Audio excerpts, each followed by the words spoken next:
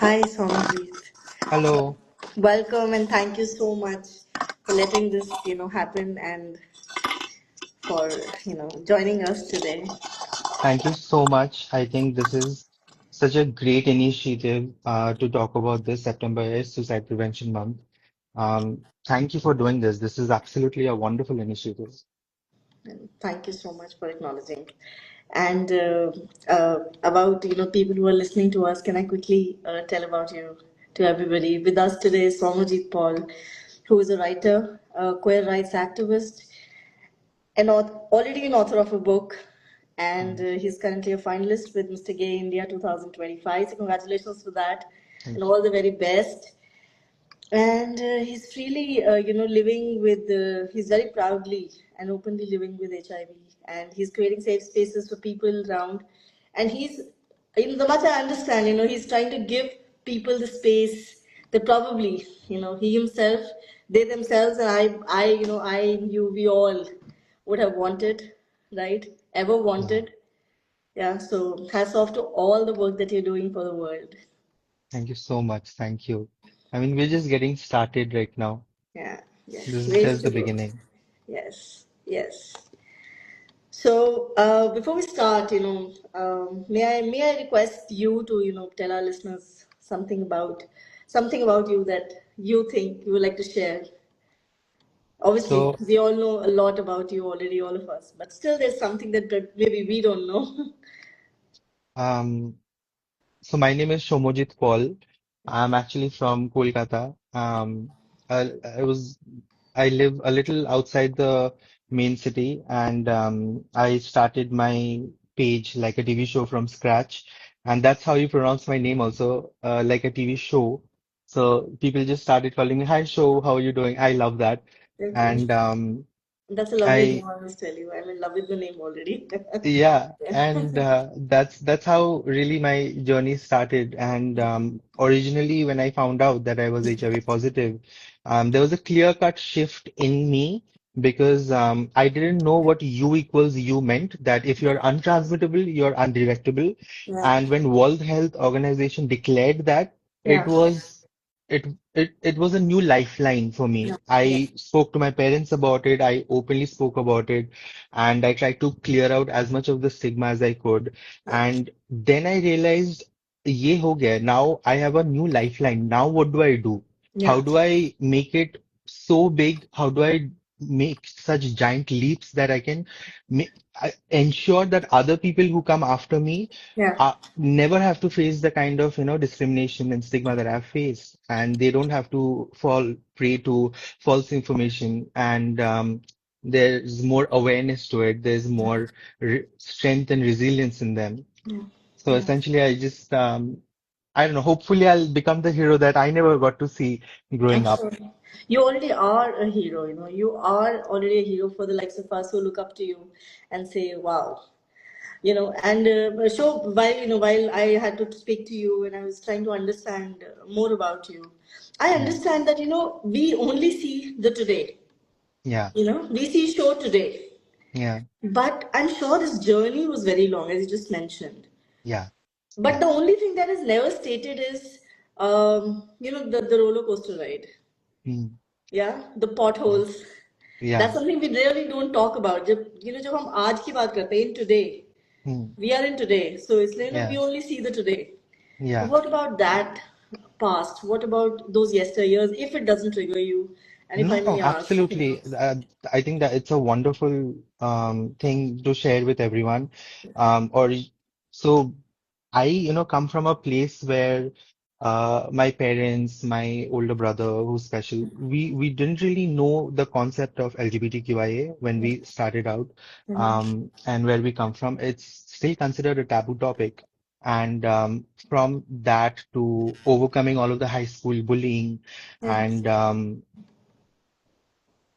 abuse and kind of struggling to cope with who I am. It kind of took a toll on me emotionally and mentally both.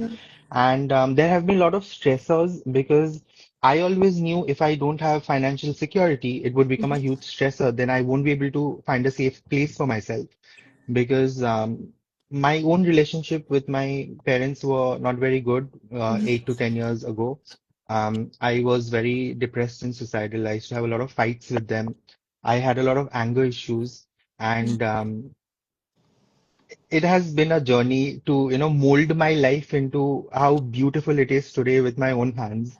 And there have been a lot of nights where I've had that, like, that hope felt out of reach. It was like right there.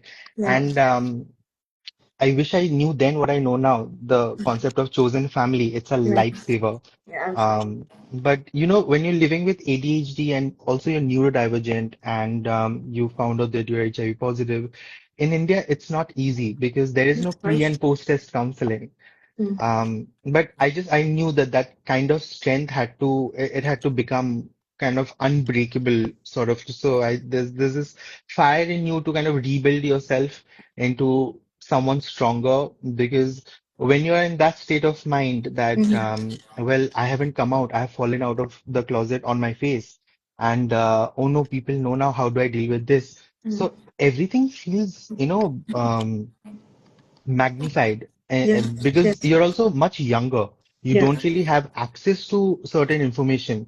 Yeah. So when I, like, started understanding everything, I literally had to remind myself, I think I am the most critical, Yeah. about me, like my own, like, I'm so difficult and harsh with myself. I need to be Mm. kinder to me first. I need Yeah. to, be nicer to myself. Yeah. लोग तो है बाहर उल्लू बनाने के लिए, but अगर आप all the time सोचोगे यार I'm fat, I'm, thin, Yeah. this, that, Yeah. you have to, ignore the noise and really Yeah. focus on what your goal is. So true. So true. Yeah, And so before, I know I have a lot of questions to ask about the subject, but then before that, I'm trying to understand you, and I want people who are listening to us today, I want them to know, that the show that you see today yeah, has, come through. It was not a journey, that lot many people know about, right? yeah. So just one question about you again, uh, you told me, you told us about ADHD, you told us Hmm. about HIV, and then being neurodivergent. You know, this is something that usually breaks down. And I'm sorry again if it triggers you, but the question No, is a no. little important, I think, for our listeners. Hmm. Maybe if you could give hope to at least one child, today. Yeah. Because So it's I think just that is the goal. I think you're absolutely correct. yes. I think that's what keeps me going again and again, even if something doesn't work out, because I know that even if one person knows about my story, the layers to it, the struggles I've had, and how much I've had to do to overcome them Yeah. and get to where I am today. Yeah. Um, I think I've done my work, even if it helps one person, because hopefully it'll Yeah. trigger a chain reaction. When you help one person, they help someone else, and it goes on and on. Yeah. Eventually, the world Yeah. becomes a kinder place. Yes, yes, it does. Indeed, it does. So, with all that you were going through, I'm sure there must have come a point Yeah, where everything would have become too much. yeah, Yeah. So, yeah, I'm sure that is one point where mostly we have us. Of mm, course, there are people around. But then at the end of the day, when it becomes too much, it has to be us holding yeah, us, right? absolutely. So, with all of these things that you had to accept Mm, while the world wasn't, yeah, yeah, it must have broken you down to pieces, I'm sure, for some time, for that time. yeah, yeah. So what does it take to become show from there? I have learned to not silence myself anymore. When Yeah. the noise out there gets too much, and Yeah. there's just so much hatred out there, as Yeah. long as I make my little corner of the world sane for myself, Mm. hopefully everything else would start to make a little more sense. Yes. And just speak to one person who feels safe. Like, Yeah. Yeah. I'm so lucky and privileged that I have a friend. I have one friend who's stuck by me through thick and thin. Her name is Isabel, and She is my chosen family. We are not biologically related at all. We've Mm. had so many mutuals, but we've stuck with each other. And no matter what happens, every time I felt something related to my sexuality or gender, Yes. she's my go-to person. And she's always told me, just, be authentic, live your truth. And there have been times where so after high school, I was supposed to go to Moscow to do my pre-medical, but because I was so depressed and suicidal, I couldn't focus on my education. So after one and a Mm-hmm. half years, the university said that, I'm sorry, but you're not going to get your scholarship anymore. We are letting you go. And at that point, I didn't realize something that I just realized just now, speaking with Mm. you. I've been going through, that particular timeline in my head, and I was going through a state which felt very out of body, and I couldn't react or deal with anything. Yeah. Even if I had to get out of my bed, even that felt like a struggle. Yeah. So, breaking down, like feeling Mm. broken, Yeah. that was the peak, uh, like point where I felt like this is it, like I don't think um it gets any better than this, but somehow you have to find the strength because when someone you love and care about writes you a handwritten letter and sends Mm. it to you, it gives you hope that no, even if one person cares about me, Mm. it means the world to me. Mm. So there So, have been. so I think that really answers, almost answers the first question. And that, in my head, I'm playing this, and I'm just now, I'm just going to tell you what I'm thinking. That this ever smiling show that we see all the time, ever Yeah, motivating, ever encouraging, has had some really brutal mental health, yeah, encounters with mental health issues and suicidal tendencies and yeah. ideations. So you've had some brutal encounters. That means Yes, absolutely. And also a little more about that, please. I have to tell you this, I'm no longer ashamed to admit that I've also had a problem. I don't want to blame it on genetics, but it is true. I've had problems with alcoholism and drugs, Um, and it has taken me a long time to maintain my sobriety. I'm almost I think I'm 9 months sober now, and right, that's too good. I'm so, like happy about it. I'm just taking it one day at a time. And Wow. even sobriety helps you a lot, to get you out of that state of mind. It Yeah. helps you refocus on the things that really you care about. Yes, yes, this is so true. Yeah. Yeah, So a lot of okay. Again, I have another question, please. I'm sorry if I may yeah. ask. Do you think you were using alcohol or drugs to cope up with your own trauma or the CPTSD that you had?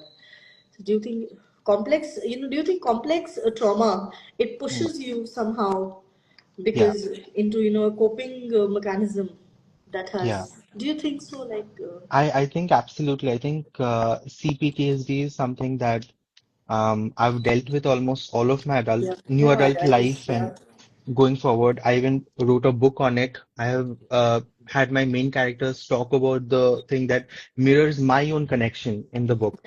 And CPTSD is something, there is no miracle fix. It's not magic. It is Yes. something that you deal with and you heal from little by little every day. It's a lifelong journey. Yes. Um, CPTSD is something that I've had to carry with me almost like a rucksack. And some days are good, I'll be honest. Some days are very difficult. And even that is okay. Like, even when I'm vulnerable and I'm not feeling very good about myself on certain days, and the CPTSD demon, as I like to call it, creeps up on me, I kind of either distract myself by listening to songs that make me happy Yeah. or save. I have safety movies and TV shows, by the way. Mm. I I have like movies and TV shows where I know how the story ends, so it doesn't give me any anxiety, so I can rewatch Yes. those. Yeah, and So, that's a very so, good coping mechanism. Yes. but I've also had unhealthy coping mechanism. Like when I was in Delhi, I would snort Molly and I would drink a lot when I was in Moscow. And I think that did, I won't say that was the only factor, but it was one of the major contributing factors to how broken I was feeling. Yeah. Everything that was happening, all of the hatred and the negative comments and the inherent disconnect with Yeah, yeah, yeah. society. I Yes. think it all, piled up. It's never one thing. It's not never one reason to Mm, mm, get to that point where you're breaking down. It's all layer after layer. It just piles up, and you feel like you are, in a pot of boiling water, yeah. and there's no way to like get out of it. But Yes. if you don't get out of it, who else is going to help you? True, that's so true. Yes, yes, and so enlightening indeed. Yeah, Uh, okay, I just saw that you have the book in your hand. So, yeah, would you like to, like, maybe tell something about your book, and also, if you could, if you don't mind sharing, a piece or an excerpt where you have something for the youngsters or the youth today who at this yes. stage might be overwhelmed about something. You I would know, love to. yeah, First, I would like to talk about the book yeah, a little bit. So the book is called Deeply Etched Scars, and it mirrors a lot of my own struggles, and it gives a lot of hope that scars do fade over time. It does heal, and the yes, book is about healing. And when I originally wrote this book, I faced a lot of criticism because a lot of publishers told me that your main character is fat, femme, and they claim to be non-binary, they're HIV positive, they're neurodivergent. It won't appeal to the masses, so you have to dial it down, you have to edit it. And I said, no, I would never okay, do that. I yeah, would never do that because that is the heart of my work. Where's the bite? Where's the soul? If yeah, I remove that, yeah. and I knew deep down, even if my book helped one person, I've done my Mm. job. I'm Yes. not writing this book to become famous or rich. I'm writing this to help other people see themselves more Yeah. clearly. Yeah. That Yeah. even with all of your scars and everything, wounds, it does heal, and you're beautiful the way you are. Yes. Um, I would like to read one of the poems that I've written. I think Sure, it will please. be very impactful for today's session. I Yes. think Looking it's forward. it's called Strength in Scars. Okay. In the embrace of queer community center, Shubham stands tall. His journey of recovery of strength and resilience, 3 years of battles fought, scars both seen and unseen, 100 therapy sessions, physical therapy and surgery, yet he endures. His strength unwavering, his battle scars now his armor, a shield against the past. In the quiet of the night, he reflects on his journey from the depths of despair to the heights of hope. His scars are now a symbol of survival, of strength. He embraces them, loves them, each one a story of strength, Hmm. a reminder of the battles fought and won. He stands not broken but whole, forged in fire. Sagar's reparation, on the other hand, a sizable fortune, a gesture of redemption. Wow. Shivam takes this gift, a lifeline, a chance to heal. He puts it to work immediately, selflessly, most of it given away to charities, Hmm. to those in need, but he keeps just enough to plant a seed, the Divine Steps Foundation. A Wow. beacon of hope, of change. In Ahmedabad and Kolkata, the first chapters rise. But his vision knows no bounds, no borders, because chapters spring up across the globe. A network of support, of love, of strength, of resilience. In the first year, dozens of lives saved. Hmm. Then, hundreds, thousands, a cascade of hope. 5 years in, the numbers swell even more. 600,000 lives touched, transformed. In a Wow. decade, millions, more than 3 million, in fact. The Wow. impact immeasurable, a ripple through time, because those he helped help others who help others. A Wow. chain of hope, of strength, unbroken and ever growing. Hmm. This is the part you must understand. When Priya got him out, when he chose to fight, to defy the parts of himself that clung to pain and hate, he set in motion a wave of change and hope. That choice, that moment echoes through millions of lives. Each life touched a show of strength in his choice. Wow. Yeah, Wow. I mean, it gave me a gush of confidence suddenly yeah, because so I'm sure everybody who's listening also felt the same, and I got goosebumps. So this is beautiful. yeah, Yeah. But somehow, something tells me that something that's beautiful for us might have been very triggering for you while writing, while experiencing. yeah.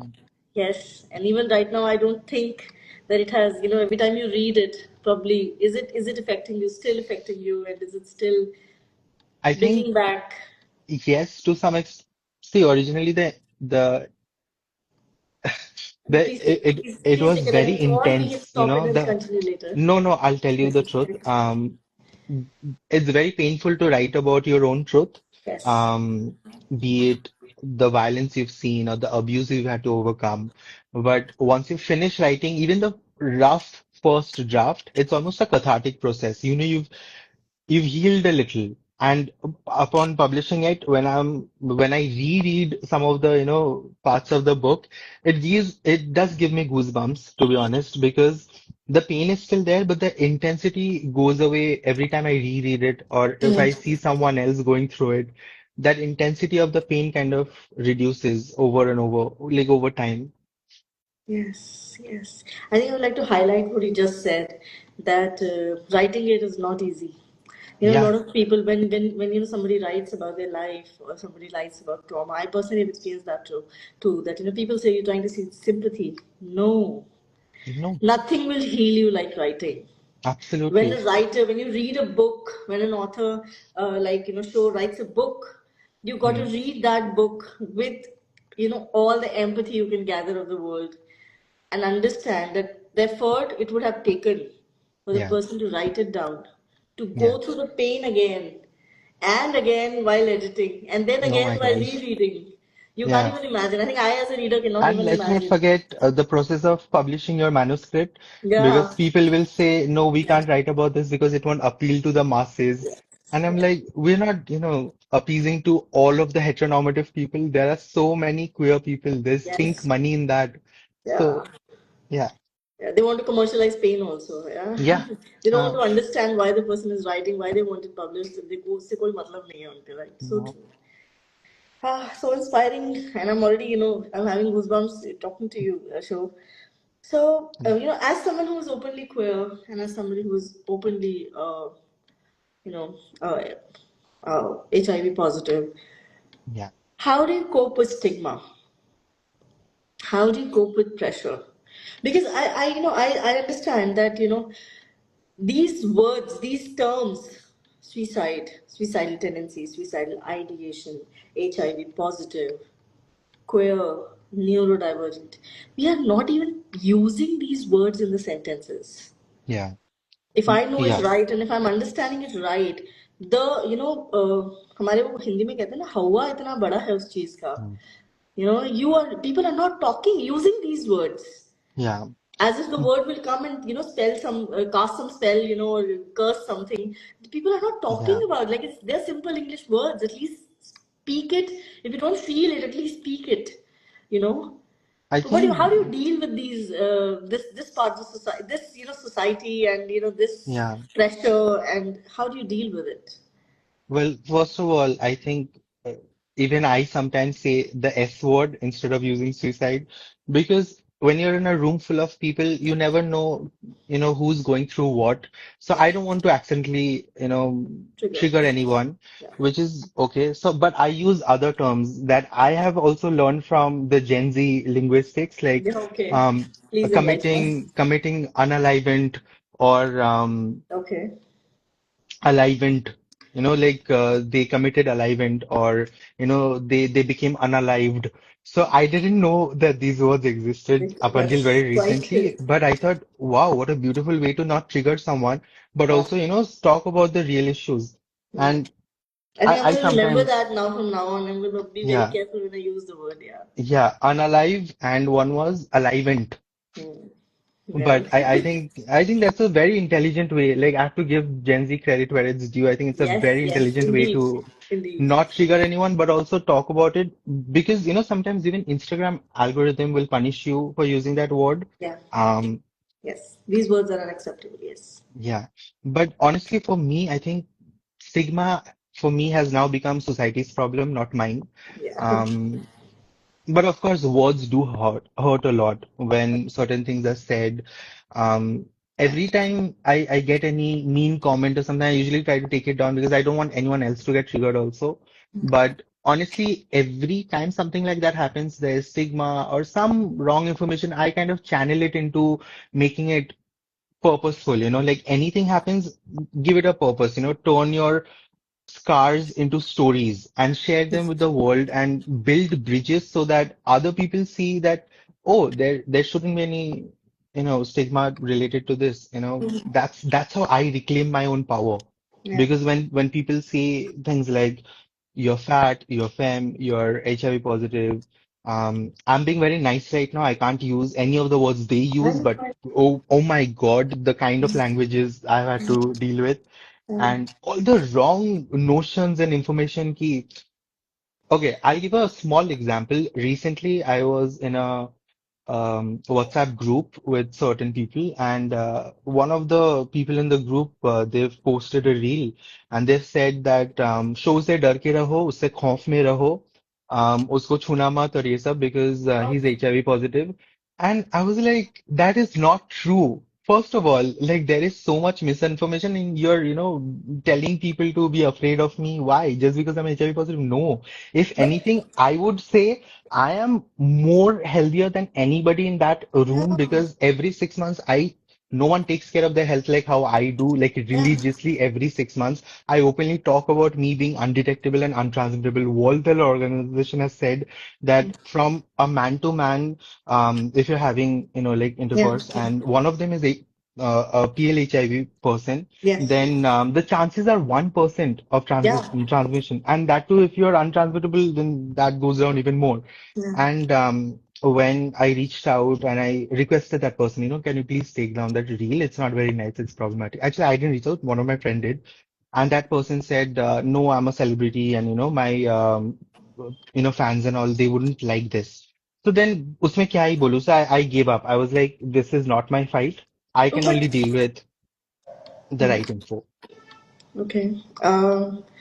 जितनी आसानी से और जितनी ease के साथ you have said about this whole incident, Yeah. I didn't receive it with that kind of it made Yeah. me uneasy. Yeah. Yeah. And Exactly. the word celebrity as such triggers me off lately. So because Yeah. I think we have very wrong people in leadership positions. Yeah. Yes, Yeah. there are people who are insensitive, unempathetic, Yeah. just doing things for the heck of it. Like they're abusing and exploiting what God gave them as a blessing. That's what I think personally. Yeah. It's just an opinion again. So, Big, no, but but it's true, right? You're yeah, absolutely correct. When you are in a position of power, it comes with a lot of responsibility yeah, because on one hand, you're appealing to the masses and you're talking to them, and via entertainment, you're also educating them in the right yes, direction. yes, You're yes. spreading That is the awareness. goal. Yeah. So people shouldn't misuse that. If God has given you that kind of accessibility, I think you should like acknowledge that privilege and do right by it. But not everyone is the same, and I'm working towards that only so that I can, talk to people in person, reach out to them and tell them, can you do this, because this is the right thing to do. Hmm. So sometimes it does work, sometimes it backfires because I don't have that much social currency right now. Hopefully, by bonus, if I'm loved and if I win Mr. Gay India 2025, I'll have a bigger platform to appease and appeal to people to, say all the right information. Yeah. But Yeah, as an influencer yourself, yeah, as somebody who's already loved, by a lot of people, yeah, and you're doing so much work for the society, yeah, I think I'll change my question that I asked you a bit. Let's drop the word stigma out. Yeah, let me reframe that question. How do you deal with lack of empathy? How do you deal with insensitivity? Because that's a pattern, that's a loop, yeah, and as an influencer yourself, I'm sure you're dealing with people who are, at the same level. And when yeah, they behave, like you just told me about this real thing, honestly, it has triggered me personally. Because not so that it's sorry. like I have anything to do with this Mm, whole thing, but it mm. is so disturbing. It is Yeah. disturbing. Yeah. And So, I how do usually you don't. deal with it? See, these are very sensitive topics. So first of all, I deal with it with a lot of nuance because my first goal is to ensure that people are not triggered.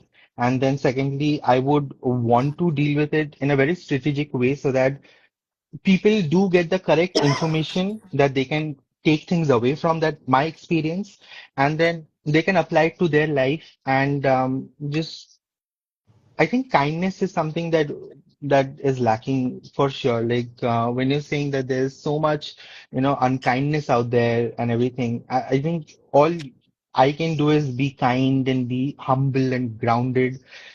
No matter how much hatred you get, like you have to not forget what your goal is. Like big picture wise, if you know you've helped one person, you've set an example already Yeah. because you never know the kind of impact you have on people when you do Yeah. a good deed, when you help Right. someone out.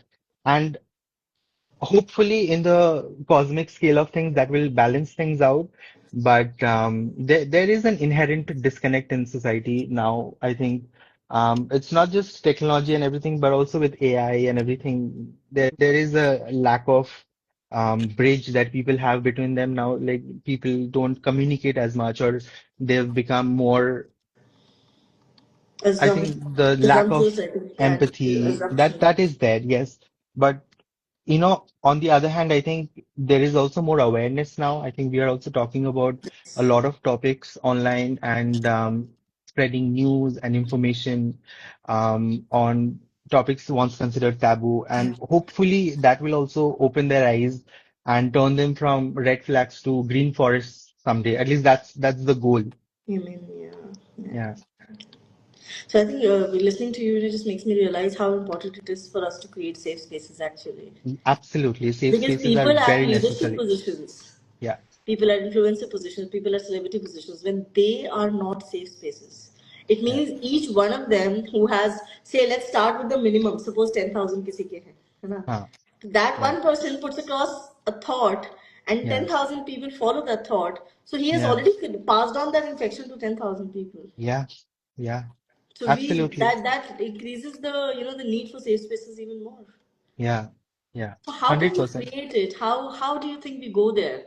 As somebody who's neuro, and I would also like you to talk about a bit about if it's comfortable for you Mm. to talk about what is it like to be a queer youth who's neurodivergent? Because I know a lot of kids who come up and who are like struggling there, and how do you I struggling think as if self realization is like missing in them. Their self awareness is missing, so they miss out on a lot of things in life because of yeah. that. Yeah, so I'm a little please. I honestly believe that queer neurodivergent people are so so strong. They're so strong and if only they had more accessibility and the right kind of help, they would absolutely thrive because they have so much potential. Like, I know that deep down.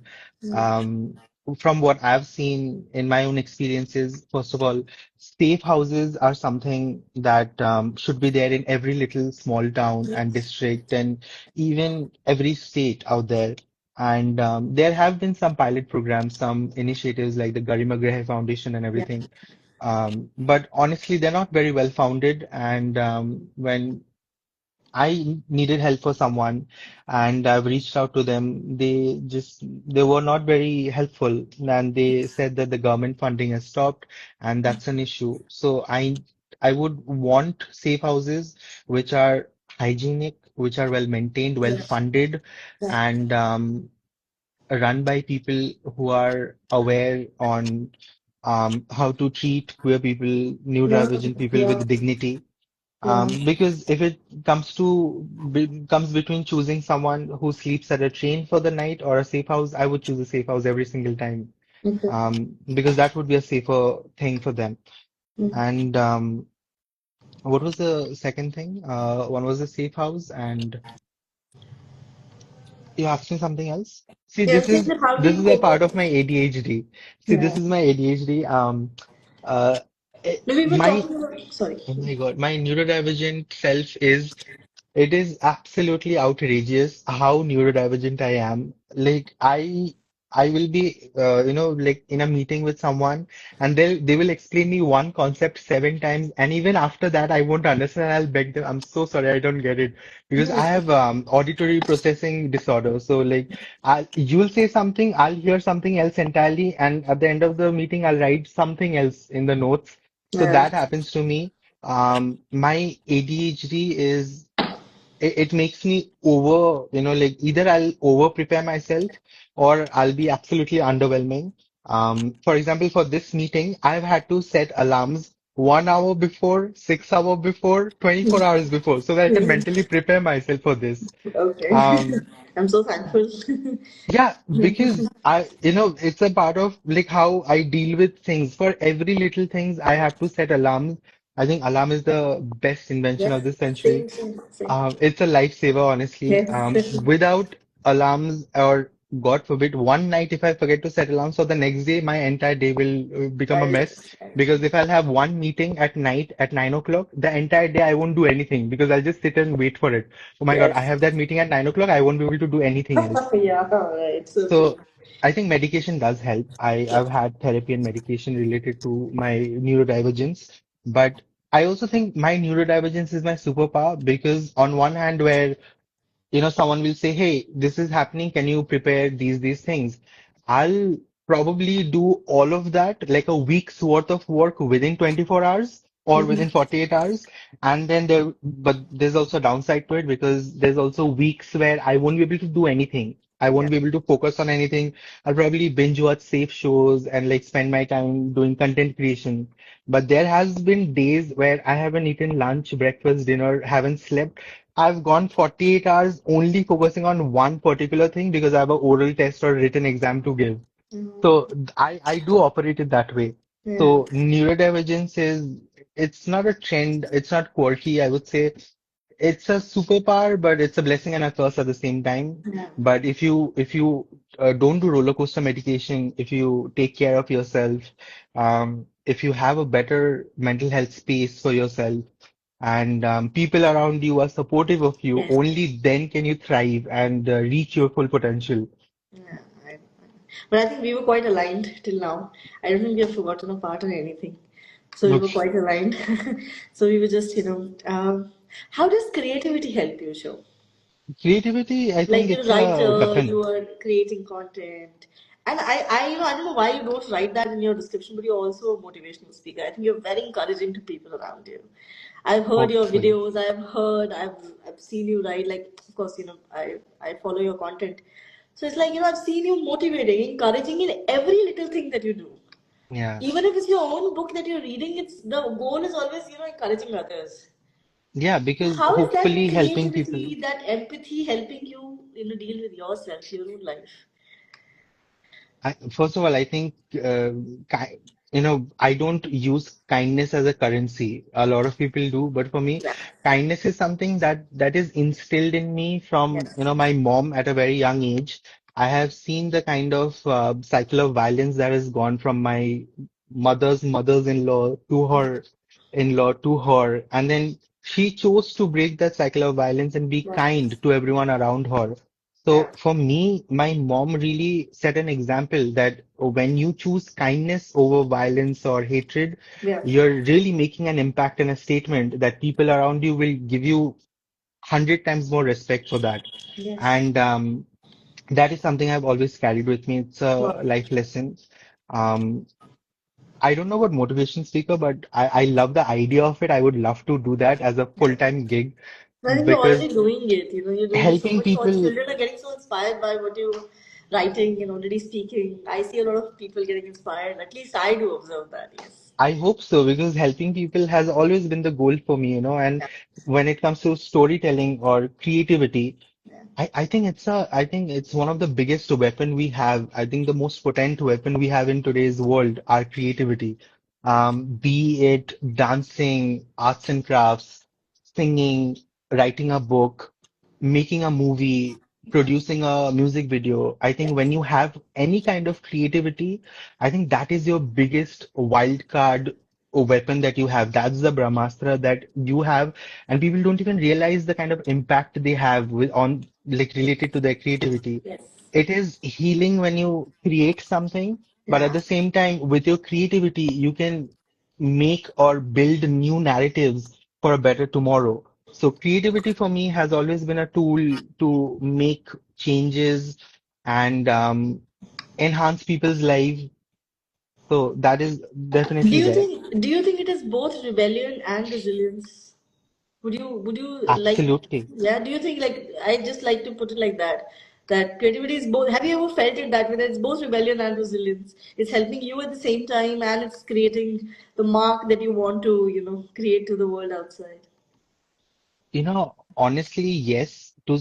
Mostly yes. It does help you make a work because I feel like um and it's never about the spotlight. It's more about the Yes. lighthouse effect. Because when you're out there, when you're shining a light down on people and they see themselves in you or they can relate to what you're saying, it does help them. It does Mm. help them come out of where they are. Yeah. When you show people it's almost shocking and jarring for some people to see that kind of authenticity, Mhm. that kind of realness that you bring Mm. forward and openly talk about your scars and your struggles. I think there is a lot of impact to it, Mm. and you won't even realize the kind of impact you have on people when you do that, but it is there. I have seen that in action. It does happen. So there's definitely a lot of rebellion to it also because you use your creativity also to you know, for activism and Yes. to Yes. fight for causes. And I think that's a beautiful way to, use your creativity as well. I've done it, and I think when I say that it's a weapon, I don't think it's a radical idea to use your creativity as a weapon. I think it's a No. beautiful way to utilize that. Yeah, right, absolutely, yes. All right. So, in this part, now that we're heading towards, almost closing the whole thing, I want to talk to the finalist of, Mr. Gay India 2025. And I want to know about that journey from, ideation, from being suicidal, being a person who's suffering so much, to the stage. Um, Honestly, when I first found out that this was happening, Yeah. I auditioned because I thought, why not? Let me give it a try. I genuinely had no idea that I would get selected because, as I'm sure everyone knows, there have been thousands of people who auditioned for that. Yes. And I don't know, I was in this hotel. I was supposed to promote their rooms or something. I was with Salman, and Salman tells me, "Show, I have your phone with me, and it's like ringing. Someone's trying to reach out to you." And Uh, that's when I get the news that my name has come up in the top 10 finalists. wow. I I was like, what is happening right now? Um, but honestly, the second I found out that I've been selected, it was a game changer because that's when I realized that, this is the kind of platform that will give you that kind of social currency or space where you can amplify, the topics that you've always wanted to talk about so much. Be it suicide prevention, be it the HIV stigma, be it queer safe spaces, Yeah. dignity, mental health. These are the things I've always been passionate about, and I was always, talking about it even in my brand, like a TV Yes. show that I started from And scratch. yes. And when I knew that I became a finalist, it was a moment where I just wanted every child out there to believe you are way more than your own limits. So you Yes. have to True. evolve. Yeah, I think I will give you a standing ovation for that. Wow. Yeah. And what would you like to tell the children who are listening to you today? What would you like to tell the world out there? What would you like to say? Like everything that you would like to close this whole conversation with, what would you like to tell them? Honestly, I would like to tell them, I see you. I love you the way you are. You are absolutely beautiful. You're perfect. You're Linda Evangelista. Wow. Whatever labels society is going to give you, and trust me, they are going to give you whether you want them to or not. Yeah. They don't define you. Trust me, these labels that society will topify on you, they don't define you.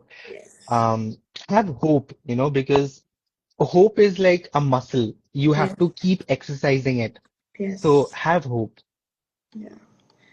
Wow. Wow, sure. So, anything that you would like to add on from your side that you think, uh, or any suggestions for us as people who are working, trying to do this, take this step? Any suggestions that you have for us? I would Uh, take suggestions and nothing else because I really think somebody like you is really dealt with so much on your own. Must add value to what we are trying to offer. Honestly, I love what you're doing. No suggestions, but I would say this, in initiatives like this, what you're doing right now, it does save a lot of lives. It does change the way people look at things because when people, are struggling, when people are not in a very like emotionally or mentally safe space, they always look forward to initiatives like the one you're running to find a safety, a comfort, someone to look out for them, the small, the pawns of the world, as I like to call them. And you've done it. You've done a wonderful job, and genuinely, dil se thank you because I think it's very important that we talk about these things. Because all the time I can't do collaborations and like photo shoots and fashion वो सब है वो सब रहेगा, but Yeah. this is also something which is very close to me, and I think we need to start recognizing the importance of this more. I think Yes. the more we spread awareness, we take away that stigma because I, some of us, we are from like a space where we have the privilege, where we know about these things. Yes. But what about those who are outside the urban bubble? What about those who are outside the metro bubble? Thanks They for they saying don't this. Yeah. have that accessibility.